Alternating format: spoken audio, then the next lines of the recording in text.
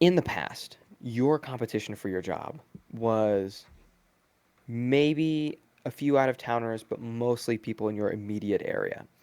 And so all you had to do to stand out was beat out your local competition.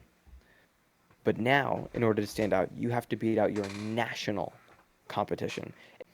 Now you're competing from with people from like the greater, you know, Kentucky, Indiana, Ohio, Illinois, Tennessee, Missouri region, and that's way different competition than it was. And so you feel like you're maybe a little bit better off, but the reality is these companies are way, way, way better off because now if you're a big company, right, you're a Google, there's no difference to you between a kid in Kentucky and a kid in New York and a kid in Florida and a kid in California and a kid like it doesn't matter.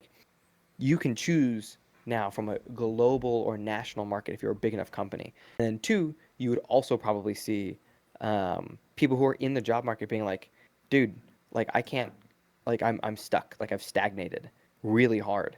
Like, I remember when my dad was working, it was maybe not easy, but like there's definitely a progression here. You could do this, you could move up the ladder. But now every time that there's a position above me open, like I'm not competing against the other guys in my Office. um, office and maybe one or two other dudes from the city.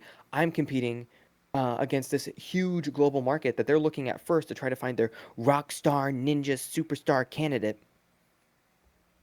And like, I've been here for like 5 years.